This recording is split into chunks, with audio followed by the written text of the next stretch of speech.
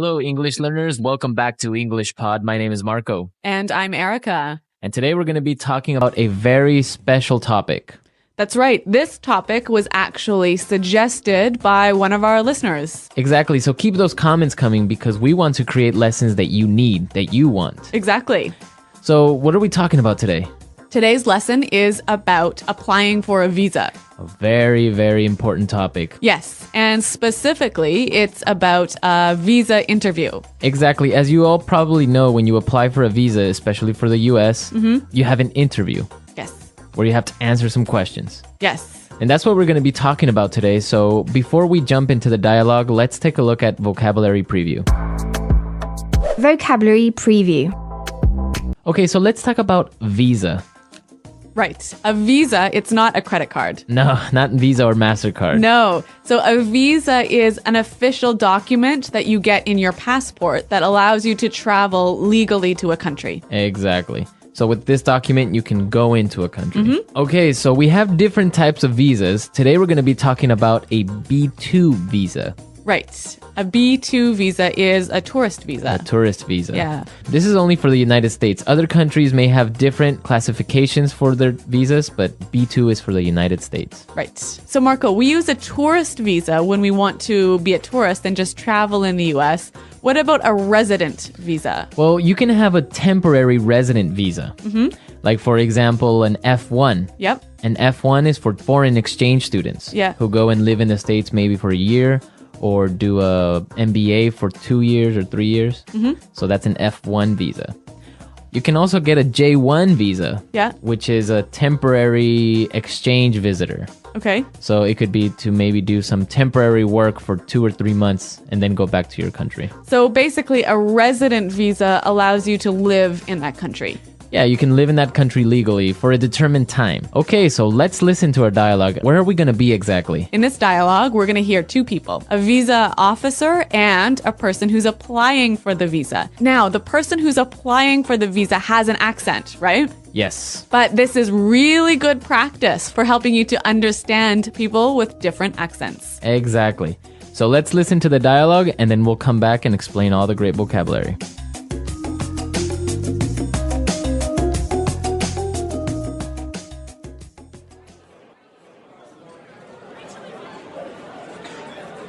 So you're applying for a B2 visa. Where's your final destination and what's the purpose of your trip to the United States? I'm going to visit my brother. He's just had a baby. He lives in Minneapolis. And how long do you plan to remain in the United States? I'll be here for approximately 3 weeks. So here's my return ticket for the 26th of March. And who's sponsoring your trip? My brother. Here. This is an invitation letter from him. I will stay with him and his family in their home. All right. Tell me about the ties you have to your home country. Well, I own a house. Actually, I'm leaving my dog there with my neighbors. I have a car at home. And my job? I'm employed by Tornell as an engineer. Actually, I only have 3 weeks vacation, so I have to go back to work at the end of March. And what evidence do you have that you are financially independent? Well, I do have assets in my country. Like I said, I own a house and see, here's a bank statement showing my investments and my bank balance. I'm sorry, sir. We cannot grant you a B2 visa at this time. Instead, you are granted a resident visa. Congratulations! You are the millionth person to apply for a visa. You win! Congratulations! Yay! All right, what a lucky guy. He applied for a tourist visa and now he's getting a resident visa. Yeah, that's great. But does this really happen, No. Marco? No, that would never happen at a consulate. Okay, well, we can dream that this might happen for us. Yeah, exactly. All right, let's take a look at the words in language takeaway today. Language takeaway. All right, on language takeaway, we have sponsoring. Sponsoring. Sponsoring. Sponsoring. So, Erica, what does it mean to sponsor somebody? When you sponsor somebody for a visa, you take care of them and make sure they have enough money.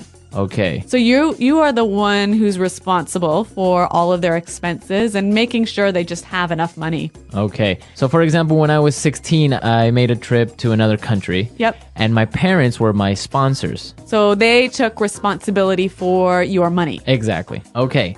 Let's look at our next word. Invitation letter. Invitation letter. Invitation letter. Invitation letter. Now, this is a really important part for a visa application. Yes, very important. What is an invitation letter? Well, an invitation letter is a formal letter that a friend or a relative or maybe a business writes to ask you to come to their country. Exactly. So you're being invited for a specific purpose to the United States. Yeah, and you have to give this letter to the visa officer. Okay. Invitation letter. Our next word. Ties. Ties. Ties. Ties. Looks exactly like tie, like the one you wear in your suit. Not quite the same though. All right, so what are ties? The ties you have to your country are the things that keep you attached to your country. Okay. That make sure that you will return to your country. Okay, so what are some examples of ties? Like maybe a house or a wife or a child or maybe some money in your bank account. Okay. Or a job even. Okay. Okay, perfect. Yeah, a good way to think of this is imagine like a rope that's attached to you and tying you to your country, to your house, to your job, to your kids. Okay, so you can't run away. Exactly. Okay. Okay, that was clear, but let's listen to some more examples of how we would use ties. Example 1. I sold my house and closed my bank account. I don't have any more ties to my home country. Example 2. Alvin enjoyed being single. He wasn't ready for the ties of family life. Example 3. Diplomatic relations have improved, and the ties between the two countries are stronger. All right, it's clear now. Let's look at our next word. Financially independent. Financially independent. Financially independent. Financially independent. So that means that you don't need anyone. That you have enough money. You have enough money for yourself. Right. So you don't have to ask your parents to pay for your ticket or pay for your food or whatever. Okay. And our last word for today.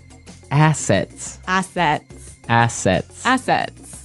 Okay, so your assets are kind of like your ties. Right. There are things of value that you own, things that are expensive that you own in your home country. So it would be a house, Yep. a car, Yep. Maybe stocks stocks, or investments. Okay, so all of those things are your assets. Okay, so we've seen a lot of great words, and I think it's time for us to listen to our dialogue again.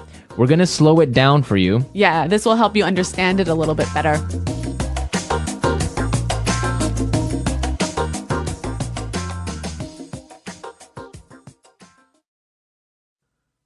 So, you're applying for a B2 visa. Where is your final destination, and what is the purpose of your trip to the United States?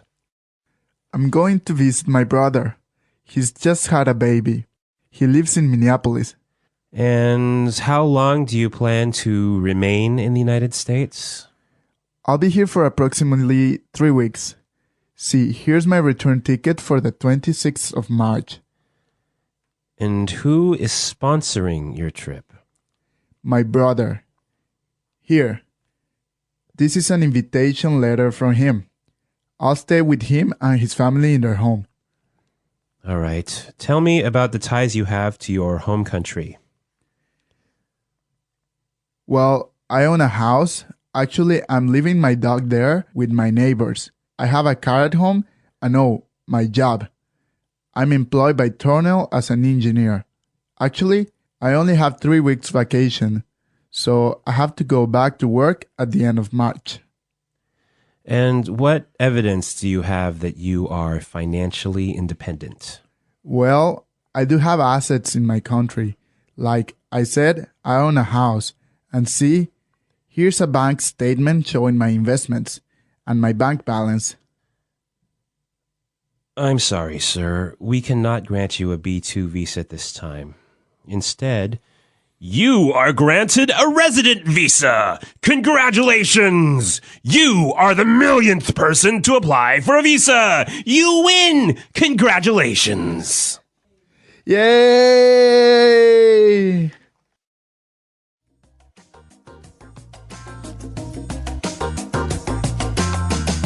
Okay, today we're not going to do our regular toolkit like Fluency Builder, putting it together. No, we're going to do something a little bit different today. We're going to talk about the questions you will probably be asked at an interview for a US visa. Yes. And the useful language that you can use to answer these questions in a good way. Okay, so let's take a look at our first question. Where is your final destination, and what is the purpose of your trip to the United States? Where is your final destination, and what is the purpose of your trip to the United States? So this is probably going to be the first question the interviewer is going to ask you. Yeah, so Marco, I know you have a lot of experience with US visas. How should we answer this question? Well, it depends on what you're doing, right? Right. So if you're a tourist, you would say, I'm going on vacation to New York or anywhere. Also, if you're visiting a family member, like in our dialogue, you would say, oh, I'm going to visit my sister or my brother or my cousin. If you're applying for a business visa, then you would say, oh, I'm going to visit a company or etc. Right. So you just have to say why you are going to the States. Now, is it important to be really specific? Yeah, the more specific you are, it's probably better. So if you can name the state and the city where you're going, it's much better. Okay. All right. Well, let's listen to our next question. How long do you plan to remain in the United States? How long do you plan to remain in the United States? Okay, so this is a really important question also because in your application, you have to put how long you plan to stay in the US. Right. It's a pretty straightforward answer. 2 months, 1 month, 3 weeks. Right. But you just have to make sure that your answer matches what's written in your application form. Yeah. Exactly. Okay, now let's take a look at our last question. Tell me about the ties you have to your home country. Tell me about the ties you have to your home country. Well, I think this is maybe the most important question that they'll ask you, right? Yeah, this is the most important question. This is what the interviewer is most interested in. Okay, so why is he interested in this? Because he has to be sure that you will not become an illegal immigrant to the United States. So that you will return to your home country. Exactly. He or she has to be convinced that you're going to return to your home country. So how can you convince him?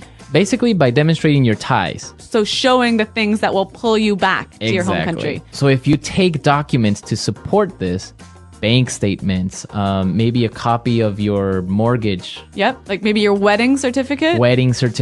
I don't know, even a letter from your office, from your job. So that shows that you have to return to your work. The more things you bring, the better, even though the interviewer might not ask for the documents. Okay, it's better to be safe, right? Exactly. So come with a huge file full of things. Exactly. Yeah. I've had friends who've arrived to the embassy with a huge file of documents and weren't asked to show any of the documents. Right. But other interviewers will maybe ask for it. Okay, so now let's listen to the dialogue again. And you'll hear how our traveler answers these questions.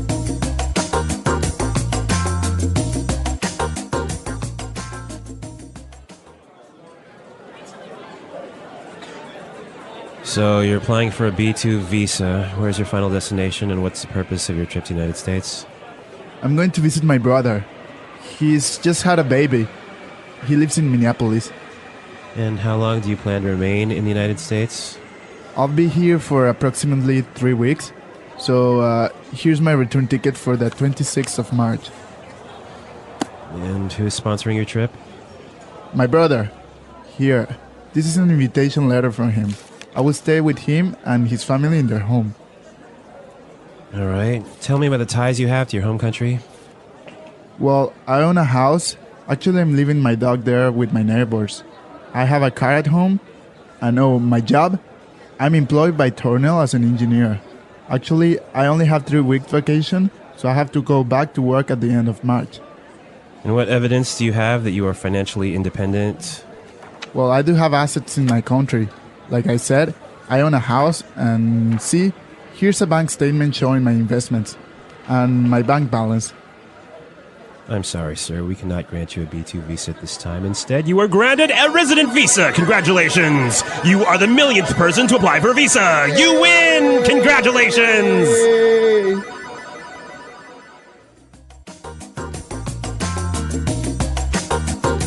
Well, I hope this was a useful lesson for all of our listeners because I'm sure that in one point or another, in the future, you're going to apply for a visa.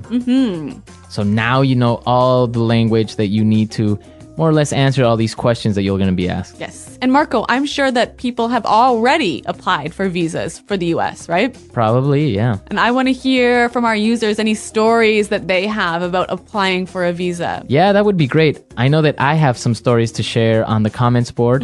And we want to hear your questions and comments and any suggestions.